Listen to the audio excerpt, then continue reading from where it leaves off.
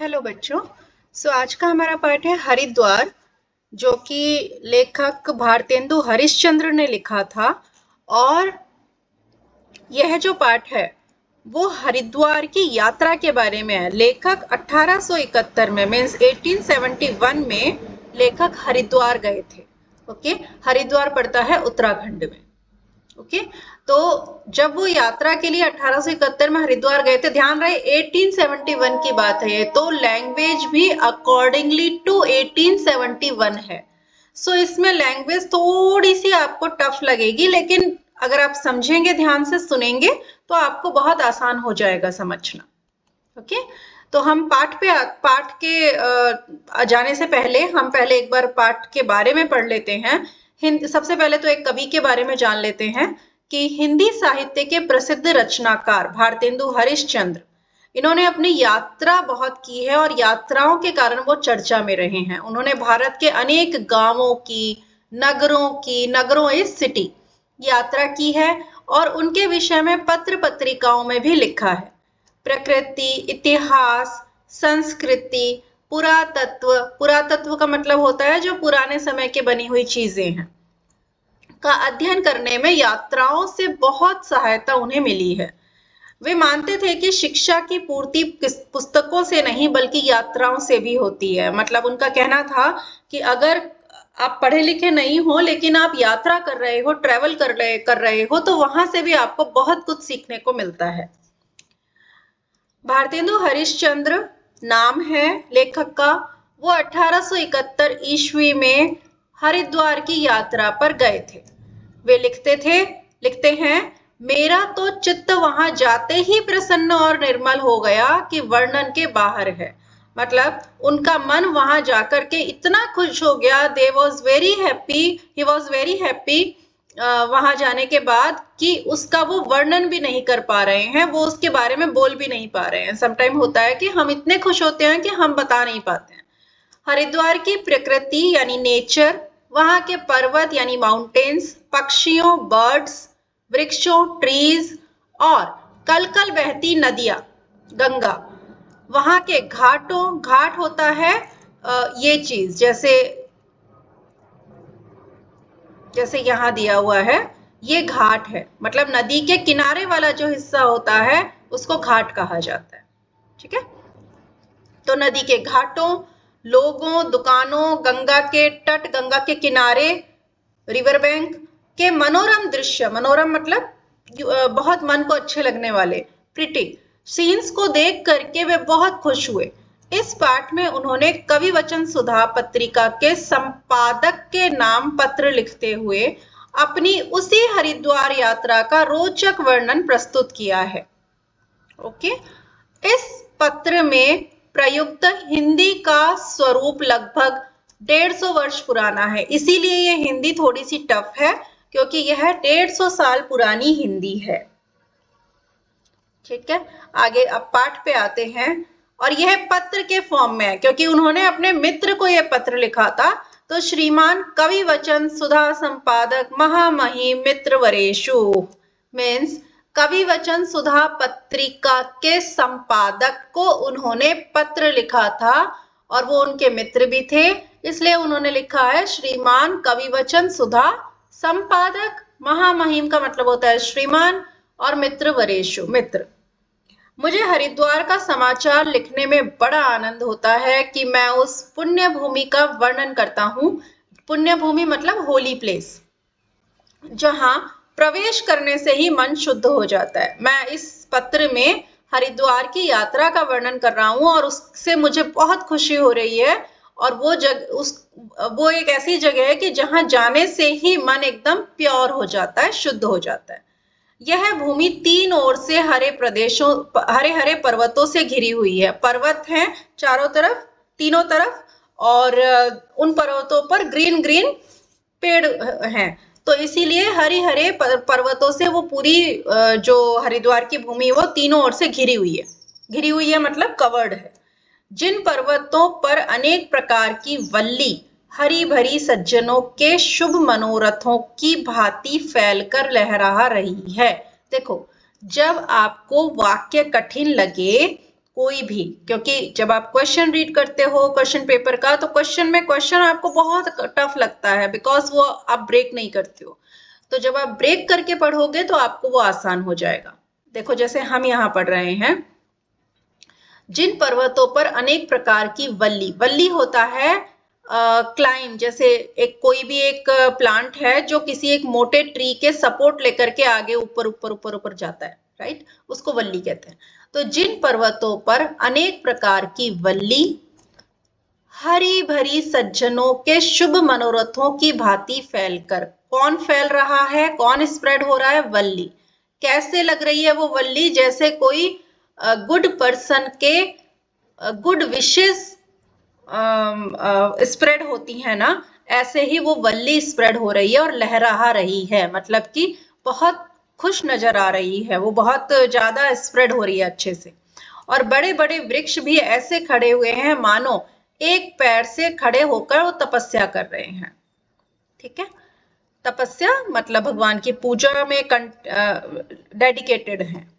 और साधुओं की भांति घाम मतलब होता है धूप, ओस और वर्षा अपने ऊपर सहते, और वो सब कुछ टॉलरेट कर रहे हैं जैसे एक साधु टॉलरेट करता है। जैसे एक साधु जब खड़े होकर के तपस्या करता है तो वो धूप की परवाह नहीं करता, ओस पड़ रही है मतलब जो पानी की ड्रॉप्स होती है रात में वो पड़ रही हैं, उसकी पर केयर नहीं करता, वर्षा होती है उसकी भी केयर नहीं करता। इस तरह से वृक्ष भी एक पैर पर, ऐसा लग रहा है कि वो आराम से एक पैर पर खड़े हुए हैं, तपस्या कर रहे हैं।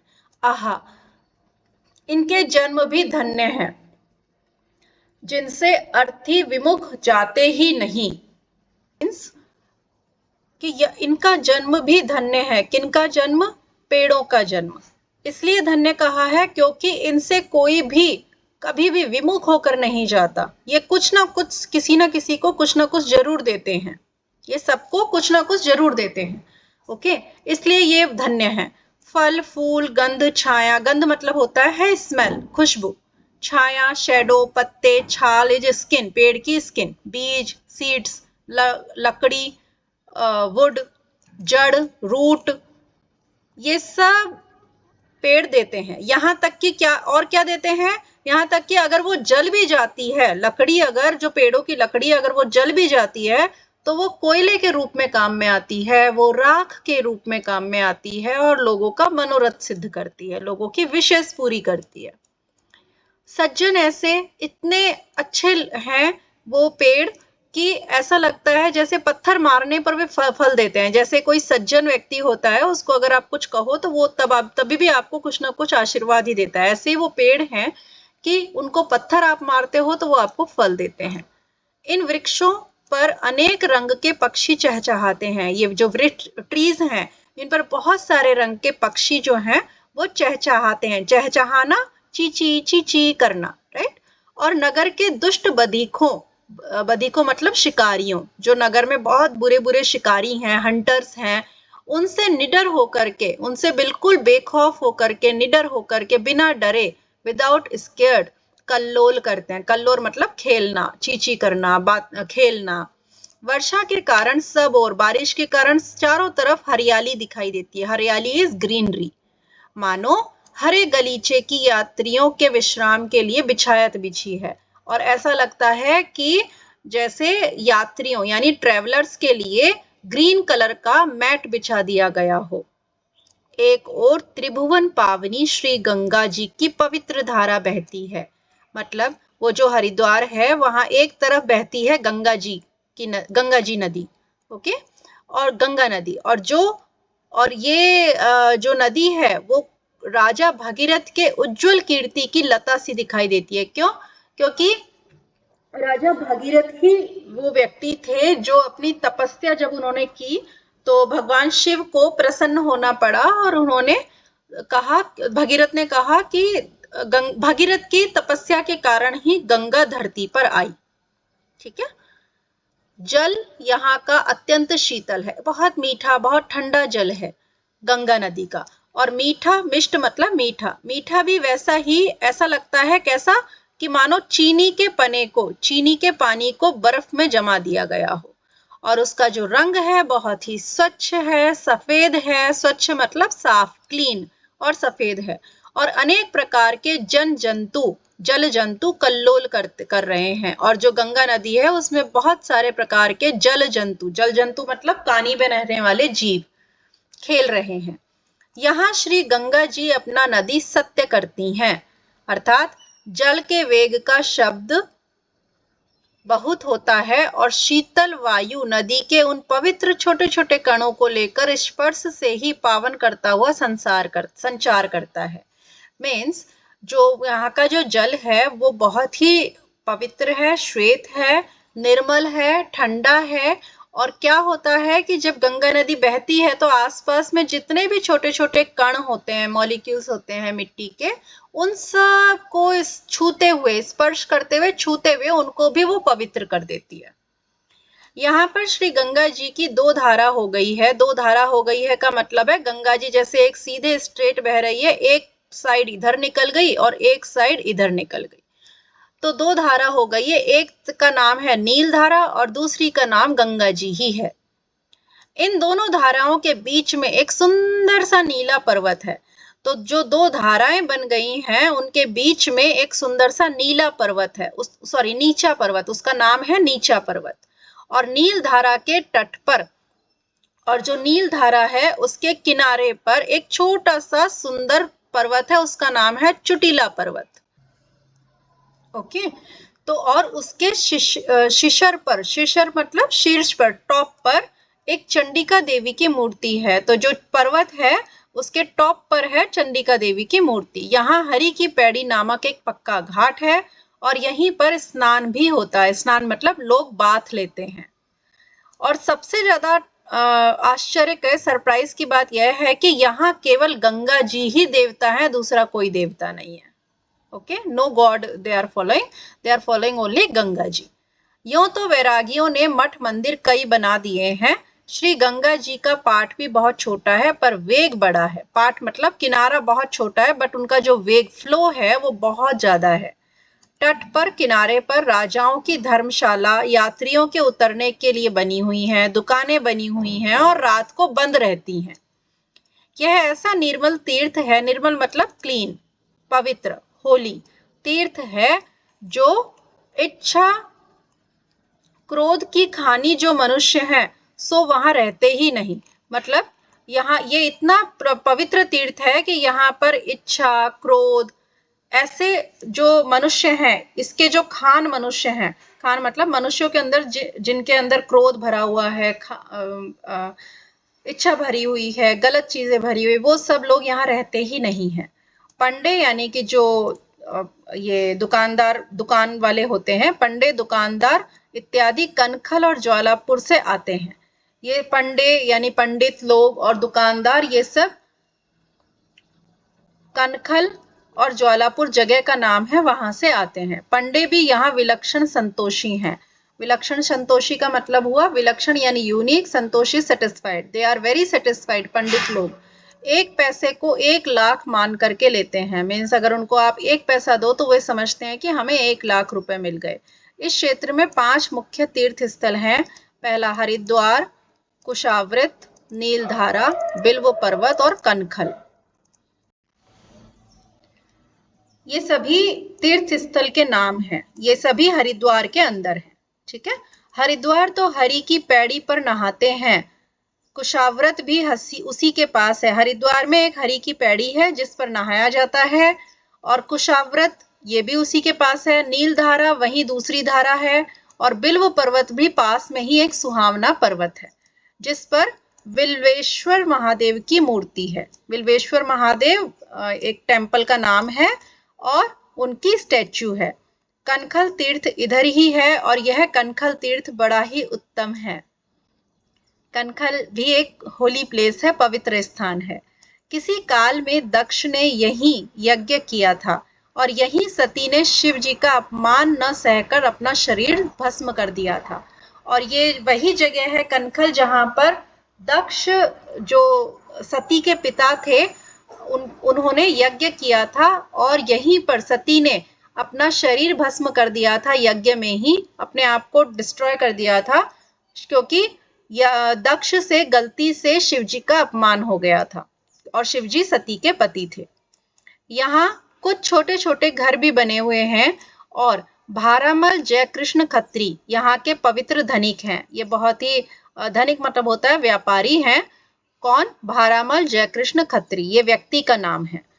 हरिद्वार में यह बखेड़ा कुछ नहीं है, और बखेड़ा मतलब यहाँ ये फालतू की चीजें कुछ भी नहीं है, और शुद्ध निर्मल साधुओं के सेवन योग्य तीर्थ है। और यह साधु होते हैं सेंट, उन लोगों के रहने योग्य जगह है। मेरा तो चित्त वहां जाते ही प्रसन्न हो गया, निर्मल हो गया, इतना कि मैं वर्णन ही नहीं कर सकता।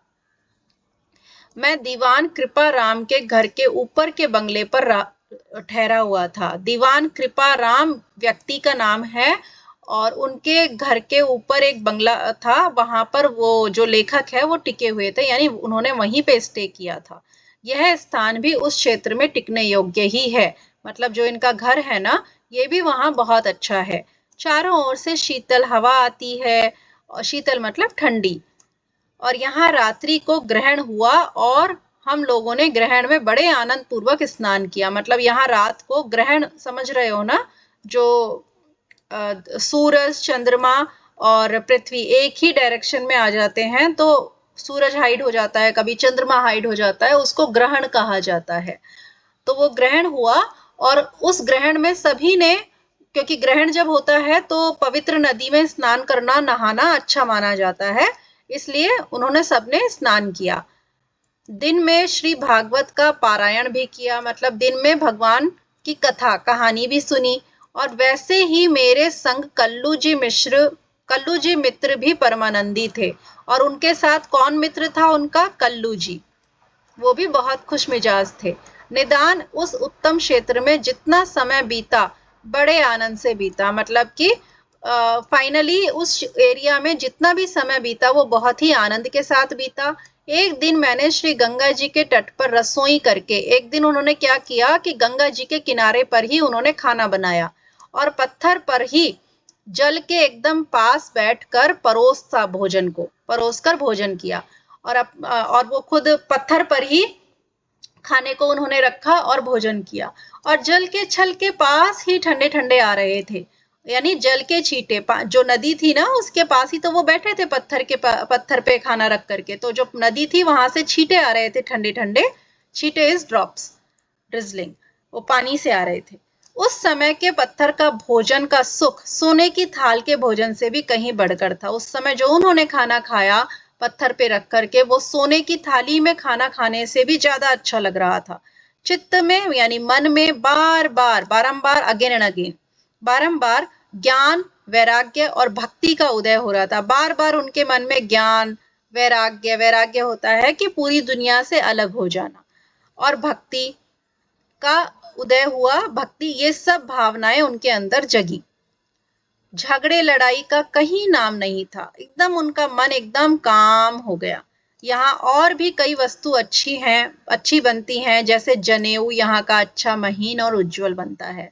जनेऊ क्या होता है? जनेऊ होता है कि जब आपने देखा हो पुराने समय में जो बच्चे स्कूल जाया करते थे, तो स्कूल नहीं होता था, वो एक्चुअली गुरुकुल होता था, और वहां पे व्हाइट कलर का थ्रेड बच्चे कंधे से लेकर के स्लांट करके अपने हाथ में डालते थे।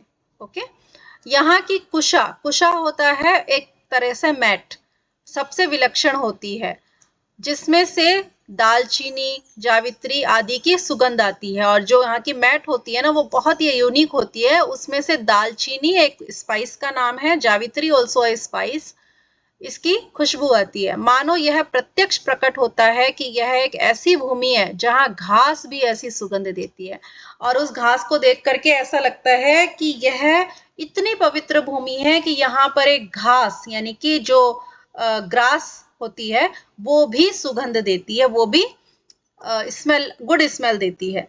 निदान मतलब होता है फाइनली, यहाँ जो कुछ है वो अपूर्व है मतलब बहुत ही अच्छा है। और यह भूमि साक्षात विरागमय साधुओं और विरक्तों के सेवन योग्य है, मतलब यह जो भूमि है वो सेंट लोगों के रहने के लिए बहुत अच्छी है। और संपादक महाशय अब ये एड्रेस कर रहे हैं जो उनके मित्र थे ना, कवि वचन सुधा पत्रिका के, उसके संपादक को कह रहे हैं कि हे संपादक महोदय, मैं चित्त से तो अब भी वहीं निवास करता हूँ, मतलब मैं मन से तो अभी भी वहीं हूँ, और अपने वर्णन द्वारा आपके पाठकों को मैं अपनी यात्रा का वर्णन कर रहा हूँ। उसके द्वारा आपके पढ़ने वालों को, आपकी जो पत्रिका जो भी पढ़ेगा उसको इस पुण्य भूमि का वृतांत मैं बता रहा हूँ। विदित करके मौनावलंबन करता हूँ, मतलब मैं अब चुप हो रहा हूँ, मैं अब अपना लिखना बंद कर रहा हूँ।